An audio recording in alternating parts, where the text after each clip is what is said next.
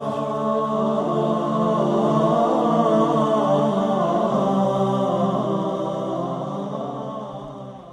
باللہ من الشیطان الرجیم، بسم اللہ الرحمن الرحیم۔ السلام علیکم ناظرین، میں شفا زہرا آپ تمام کا استقبال کرتی ہوں چینل ون کی اس خاص پیشکش میں کہ جو مربوط ہے جناب فاطمہ الزہرا سلام اللہ علیہا کی ذات مبارکہ سے۔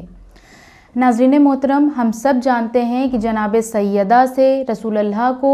کتنی زیادہ محبت تھی۔ رسول اللہ جناب فاطمہ سے بے انتہا محبت کیا کرتے تھے، اور اسی طرح جناب فاطمہ بھی اپنے بابا سے بہت محبت کیا کرتی تھی، اور شاید اسی لیے آپ نے فرمایا تھا، جیسے کہ میں نے اس سے پہلے والے ایپیسوڈ میں اس بات کو مینشن کیا کہ جناب سیدہ نے فرمایا کہ مجھے تمہاری دنیا میں سے 3 چیزیں بہت پسند ہیں، اور ان میں سے ایک چیز جس کا آپ نے ذکر کیا وہ یہ کہ رسول اللہ کے چہرے پر نظر کرنا، ان کے چہرے کو دیکھنا۔ اور اسی طرح رسول اللہ کی بھی بہت ساری آپ کو احادیث مل جائیں گی جو اپنی بیٹی کے حوالے سے آپ نے فرمایا، اور انہی میں سے ایک بہت ہی زیادہ مشہور و معروف حدیث جو ہم اکثر سنتے رہتے ہیں کہ رسول اللہ نے فرمایا کہ فاطمہ تو بضعۃ منی فمن اغضبہا اغضبنی، کہ فاطمہ میرا جز ہے، جس نے فاطمہ کو غضبناک کیا اس نے مجھے غضبناک کیا۔ اس حدیث کو ایک بار پھر سے ریپیٹ کرتے ہیں کہ فاطمہ میرا جز ہے، جس نے فاطمہ کو غضبناک کیا اس نے مجھے غضبناک کیا۔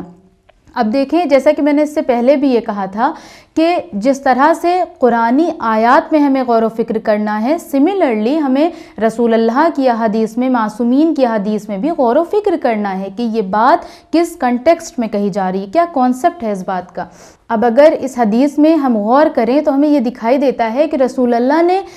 کچھ لوگوں کو فکس نہیں کیا ہے کہ اگر یہ لوگ اذیت دیں تو پھر میں بھی ناراض ہو جاؤں گا، بلکہ جو بھی اذیت دے۔ یوزولی یہ ہوتا ہے کہ جب بھی ہم یہ حدیث سنتے ہیں کہ جس نے فاطمہ کو غضبناک کیا اس نے مجھے غضبناک کیا، تو ہمارے مائنڈ میں کچھ خاص شخصیات کے نام آ جاتے ہیں، اور ہم سوچتے ہیں کہ بس انہوں نے ہی غضبناک کیا ہے جناب سیدہ کو، اور ان پر ظلم و ستم کیا ہے۔ اور بے شک اس میں کوئی شک نہیں ہے کہ ظلم و ستم کیا گیا ہے، جناب سیدہ کو بڑی تکلیفیں دی گئی ہیں، لیکن کیا فقط انہی لوگوں نے تکلیفیں دی ہیں؟ کیا آج ہماری اور آپ کی ذات سے تو کہیں جناب سیدہ کو تکلیف نہیں پہنچ رہی ہے؟ کیونکہ رسول اللہ نے خود فرمایا نا کہ جو بھی فاطمہ کو غضبناک کرے،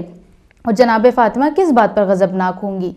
اس وقت جب کہ جناب سیدہ کا حق غصب کیا گیا، جو کہ ایک غلط چیز تھی، ایک بیٹی کی میراث کو چھین لینا، اس کے حق کو نہ دینا، یا مولا کائنات کی ولایت کو ٹھکرا دینا، مولا علی کو ایکسیپٹ نہ کرنا، ان تمام چیزوں پر آپ غضبناک ہوئیں، اور آپ اس چیز کے لیے کھڑی ہوئیں۔ لیکن اس کے علاوہ جو دوسری چیزیں ہیں، جو گناہ ہیں، جو غلط کام ہیں، کیونکہ جناب سیدہ ہماری رول ماڈل ہیں، وہ ایک معصومہ ہیں، انہیں اللہ نے اسوہ بنا کر بھیجا۔ اب اگر ہماری اور آپ کی ذات کے اندر کوئی ایسی چیز پائی جائے کہ جو جناب سیدہ کو غضبناک کرے، تو گویا وہ رسول کو بھی غضبناک کر رہا ہے۔ مثال کے طور پر میں بہت جھوٹ بولتی ہوں، میں جب بھی زبان کھولوں میں جھوٹ ہی بولوں، تو کیا اس سے جناب سیدہ ناراض نہیں ہوں گی؟ یا میں جہاں بھی بیٹھ جاؤں میں وہاں غیبت کرنے لگ جاؤں ان کی، یا کسی کے اوپر کچھ بھی الزام لگاؤں، کسی کا حق غصب کر لوں، خمس ادا نہ کروں، جبکہ ہم سب سے زیادہ باغ فدق کا جب تذکرہ کرتے ہیں کہ جناب سیدہ کا حق لے لیا گیا، انہیں ان کا حق نہیں دیا گیا، تو ہمیں خود کو بھی دیکھنا ہے کہ کیا ہم ان کا حق ادا کر رہے ہیں، کیا ہم خمس دے رہے ہیں؟ اور اگر ایسا نہیں ہے تو پھر ہم یہ نہیں کہہ سکتے کہ فقط چند لوگوں سے جناب سیدہ غضبناک تھیں۔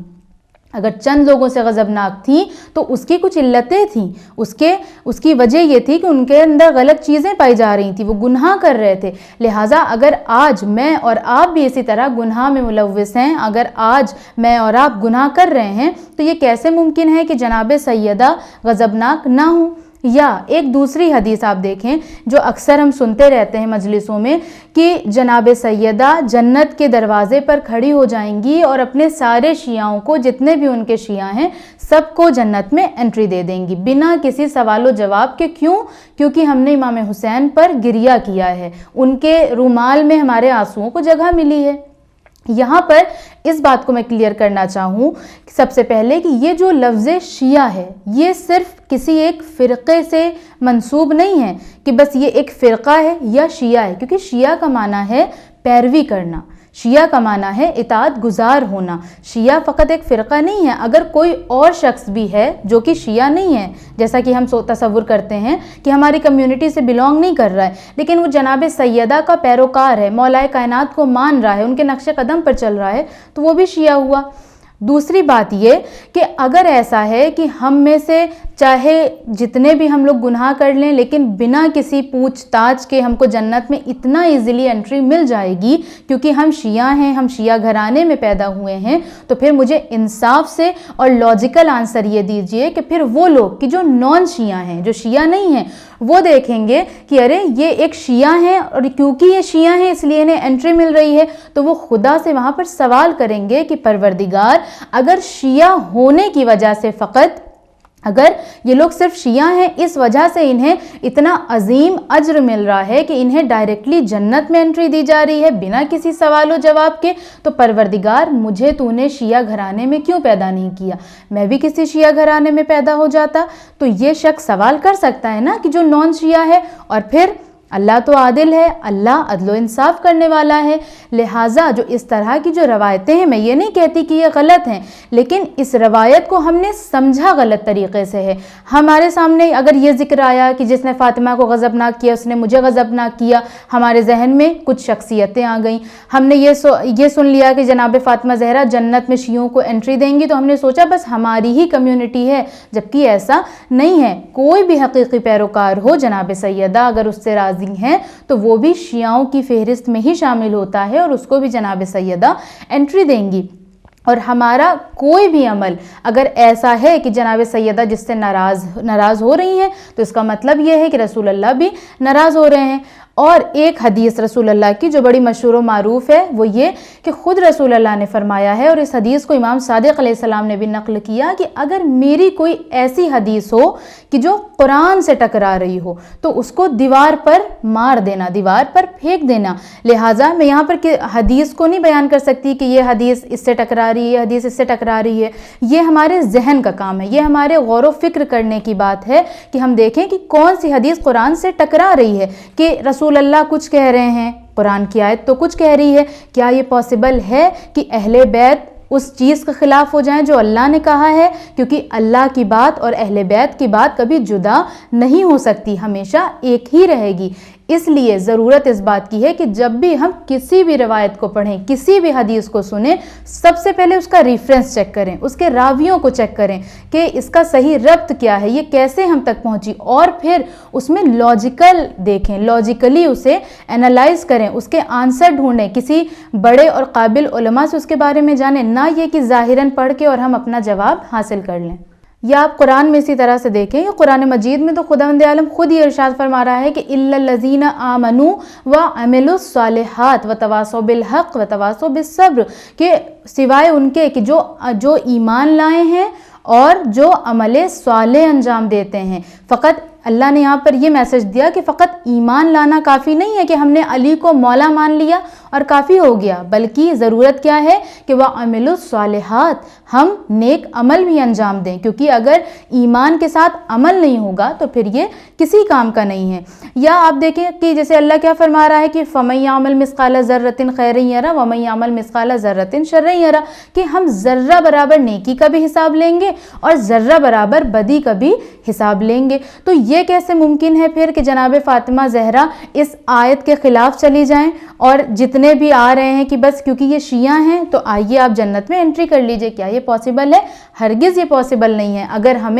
اگر ہمیں جنت میں جانا ہے، اللہ کی رضا حاصل کرنی ہے، جناب سیدہ کا حقیقی پیروکار بننا ہے، تو بے شک ہمیں ان کے نقش قدم پر چلنا ہوگا۔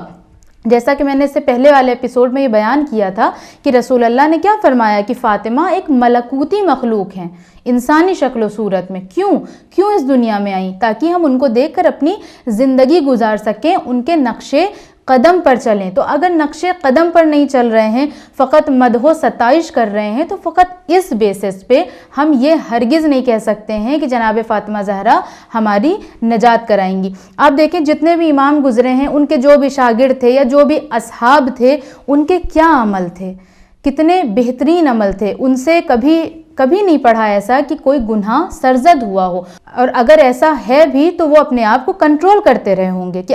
کیونکہ وہ معصوم تو نہیں تھے کہ اگر کوئی ایسا موقع آ جائے کہ جہاں پر انہیں گناہ کرنا ہے، ایسا تو نہیں ہے کہ وہ گناہ کر لیں گے، بلکہ وہ یہ دیکھتے رہے ہوں گے کہ ہم اس گناہ سے کیسے بچ سکتے ہیں۔ ان کے سامنے وہ شخصیات موجود تھیں، آج ہمارے پاس ان شخصیات کا کردار موجود ہے، ہمیں انہی کے قدم بقدم ہو کر چلنا ہے، ان کے نقش قدم کو فالو کرنا ہے، تاکہ حقیقی شیعہ، حقیقی پیروکار اور حقیقی فاطمی کردار ہمارے اندر آ جائے۔ ناظرین محترم، آج کے اس ایپیسوڈ کو میں یہیں پر تمام کرتی ہوں۔ آپ سے ملاقات ہوگی ہمارے ایک اور نئے پروگرام میں، تب تک بنے رہیں چینل ون کے ساتھ۔ والسلام علیکم ورحمۃ اللہ وبرکاتہ۔